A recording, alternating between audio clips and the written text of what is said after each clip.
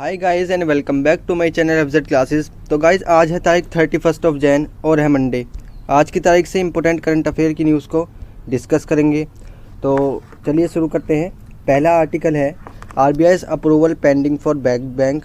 आप जानते होंगे कि बैड बैंक का कंसेप्ट गवर्नमेंट क्या हुई थी, पिछले साल लाई थी, जो कि अभी आरबीआई ने अप्रूवल नहीं दिया है उस चीज़ का, भी वो पेंडिंग में चल रहा है। Reserve bank of India approval for the implementation, इसको इम्प्लीमेंटेशन नहीं दिया अभी किस चीज़ का, बैड बैंक को, कि अभी स्टिल पेंडिंग में है। और ये जो अभी नीचे की स्लाइड है हम इसको भी थोड़े से आगे वीडियो में जानेंगे। बैड बैंक क्या है? एक एआरसी और एसेट मैनेजमेंट कंपनी है जो कि क्या करती है, that takes the bad loans of the commercial bank, जो कि कमर्शियल बैंक को क्या करता है, पहले कमर्शियल बैंक से क्या लेता है, लोन लेता है। किस तरीके से लोन लेता है अभी हम देखेंगे। Manages them and finally recovers the money, और मनी को क्या करता है, रिकवर करता है। ये किसके अंडर काम करता है? NARCL will first purchase bad loans from bank. पहले तो एनएआरसीएल क्या करता है, बैड लोन्स लेता है बैंक से। अब इसको हम आगे समझते हैं। जैसे बैड बैंक होता है तो कोई कमर्शियल बैंक होता है।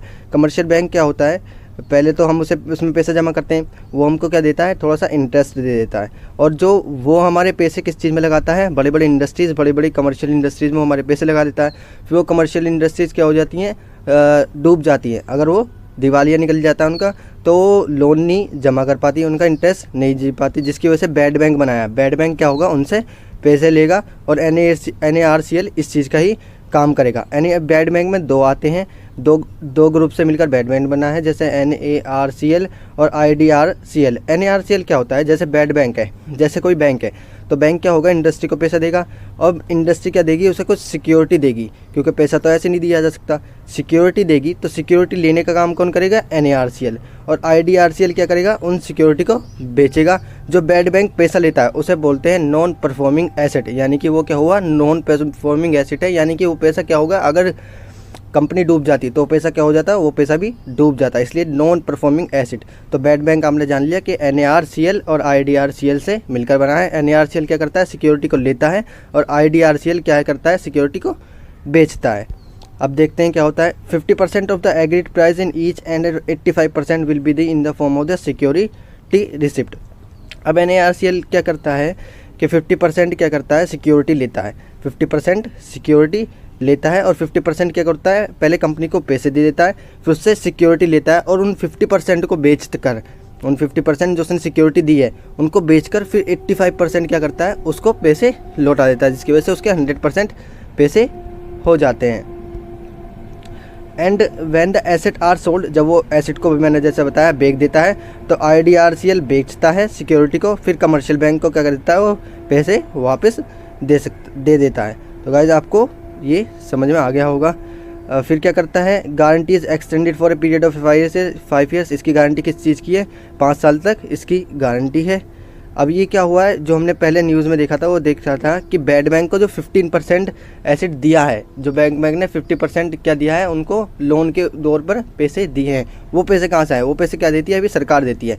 सरकार ने क्या करा, अभी पैसे दिए हैं बैड बैंक को, कितने, 30,60,600 करोड़ रुपए अभी सरकार ने क्या किए हैं। वो जो 50% स्टेक देगा पहले सिक्योरिटी के लेने से पहले, यानी कि कमर्शियल इंडस्ट्रीज़ को, वो कहा होता है, वो सरकार देती है।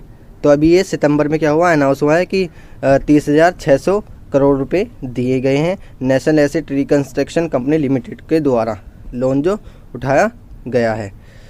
एंड देख लेते हैं आरबीआई का रिजर्वेशन क्या है। आरबीआई ने क्या करा था, अब इस चीज़ को अप्रूवल नहीं करा था। क्यों अप्रूवल नहीं करा था, क्योंकि आप जानते हैं बैड बैंक को 2 कंपनी ओन करती हैं, एनएआरसीएल, आईडीआरसीएल। तो उसने कहा था कि इस चीज़ में क्या होगा, एनएआरसीएल तो सिक्योरिटी लेगा और आईडीआरसीएल क्या होगा, सिक्योरिटी बेचेगा। तो उससे क्या होगा, ये ड्यूअल स्ट्रक्चर देखने को मिलेगा, तो उनके बीच में पैसों की गड़बड़ी भी हो सकती है। तो आरबीआई ने कहा अगर एक ही बॉडी होगी तो उससे अच्छा लोन, नॉन परफॉर्मिंग लोन हमको मिल पाएगा, हमें अपना पैसा मिल पाएगा, धोखाधड़ी नहीं हो पाएगी। तो इसलिए आरबीआई ने इसको अप्रूवल नहीं दिया। दूसरा, issue arising from the ownership, यानी कि ओनरशिप नहीं है इसका, कोई भी बैड बैंक का कोई ओनरशिप नहीं है, ना एनएआरसीएल का ना आईडीआरसीएल का।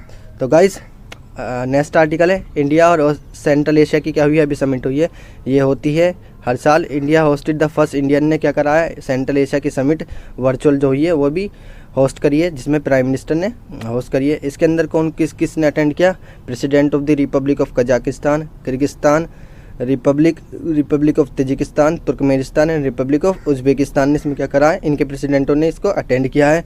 ये इंडिया और सेंट्रल एशियन कंट्रीज़ जो हैं उनका डिप्लोमेटिक रिलेशन का 30th एनिवर्सरी क्या करिए, सेलिब्रेट करिए। इन दोनों कंट्रीज़ हैं, कंट्रीज़ कह रहा हूँ, इंडिया और सेंट्रल एशियन है। ये आप देख सकते हैं central Asian countries Kazakhstan, Uzbekistan, Turkmenistan, Kyrgyzstan और तजिकिस्तान। ये इसके अंदर क्या हुआ है, इंस्टीट्यूशनल ऑफ द समिट, इससे फ़ायदा क्या होगा, इंडियन सेंट्रल एशिया के रिलेशन क्या होंगे, नई हाइट पर पहुंचेंगे। ये हर 2 साल में मैंने बताया होल्ड होती है। एग्रीड ऑन रेगुलर मीटिंग, अगर रेगुलर मीटिंग चलती रहेंगी किस चीज़ की, फॉरेन मिनिस्टर की, ट्रेड मिनिस्टर की, कल्चर मिनिस्टर की और सेक्रेटरी ऑफ सिक्योरिटी काउंसिल की क्या होंगी, मीटिंग अब हर साल चलती रहेगी। इंडिया सेंट्रल एशिया का सेक्रेटरीट कहाँ है, दिल्ली में, ये इंपॉर्टेंट है। इंडिया सेंट्रल एशिया के कोऑपरेशन क्या होंगे, कोऑपरेशन अच्छे होते हुए दिखाई देंगे। फर्दर कोऑपरेशन इंक्रीज होंगे किस चीज़ में, ट्रेड में, कनेक्टिविटी में, इससे डेवलपमेंट में, कोऑपरेशन से, डिफेंस से एंड सिक्योरिटी में। इंडिया सेंट्रल एशिया के कोऑपरेशन अच्छे होंगे, जैसे भी हमने देखा अफगानिस्तान को लेकर इसमें 3-4 पॉइंट इसमें डिस्कस हुए हैं। एक तो इंडिया सेंट्रल के कोऑपरेशन एक नई हाइट पर पहुंचेंगे ट्रेड में, कनेक्टिविटी में। एक अफगानिस्तान को स्ट्रॉन्ग सपोर्ट मिलेगी पीसफुली। अभी जानते हैं आप अफगानिस्तान में वो आ गई थी, तालिबान सरकार आ गई थी, तो उससे क्या होगा, स्ट्रॉन्ग सपोर्ट मिलेंगे, पीसफुली वहाँ पर रह सकेंगे। तीसरा क्या होगा, इंडिया के स्टैंड ऑफ है, किस चीज़ से स्टैंड ऑन है, कजाकिस्तान से।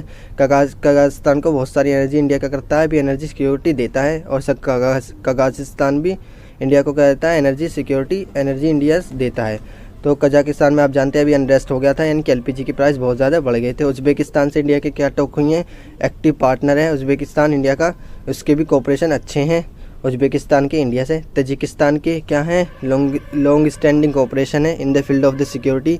तुर्कमेनिस्तान के क्या है, अशगाबाद एग्रीमेंट जो उसकी कैपिटल है वो, उसमें हमने पार्ट ले रखा है। रीजनल कनेक्टिविटी बढ़ जाएगी हमारी किस चीज़ से, सेंट्रल एशिया में अशगाबाद एग्रीमेंट से। ये देख सकते हैं आप, India's footprint in the central Asia, ऐसे जैसे मैंने आपको बताया कैसे कैसे स्टैंड ऑफ है। और तुर्कमेनिस्तान में अशगाबाद एग्रीमेंट हो गया, और तापी पाइपलाइन जो चलती है उसमें भी इंडिया और तुर्कमेनिस्तान पार्ट करते हैं। तापी मतलब ये जो इसकी फुल फॉर्म है, देख लेते हैं। इंडिया सेंट्रल एशिया डायलॉग क्या है, इंडिया सेंट्रल एशिया के डायलॉग क्या है, ऊंचे लेवल पर हैं, किस किस के बीच में, Kazakhstan, Kyrgyzstan, Tajikistan, Turkmenistan and Uzbekistan. सारे के सारे 5 नेशन क्या हैं, इंडिपेंडेंट हुए जब यूएसएसआर 1919 में टूटा कोल्ड वॉर के बाद। ये देख सकते हैं आप, तुर्कमेनिस्तान क्या है, सिर्फ एससीओ का मेंबर नहीं है, और सारी सेंट्रल कंट्रीज़ और इंडिया क्या है, मेंबर हैं एससीओ के, लेकिन तुर्कमेनिस्तान इसका मेंबर आपको देखने को नहीं मिलेगा। ये किस चीज़ पर फोकस करता है डायलॉग, नंबर ऑफ़ इशू जो उठ रहे हैं कनेक्टिविटी को लेकर, वॉर, रेवेंज, अफगानिस्तान को लेकर, इस चीज़ पर क्या करता है, फोकस करता है। तो गाइस नेक्स्ट आर्टिकल है कोल्डर एंड वेटर विंटर। देख सकते हैं इंडिया में क्या हुआ है, नॉर्थ इंडिया में बहुत ज़्यादा विंटर देखने को मिली है 2021-22 में, और बहुत ज़्यादा क्या हुई है, वेटर यानी कि गीलापन देखने को मिला है, यानी कि रेनफॉल देखने को मिली है। कोल्डर क्या है, आईएमडी ने एक रिलीज़ कर रखी है एक लिमिट कि मैक्सिमम टेम्परेचर अगर 16 डिग्री से नीचे गया, 16 डिग्री सेल्सियस से, तो उससे क्या माना जाएगा, तेज़ ठंड मानी जाएगी।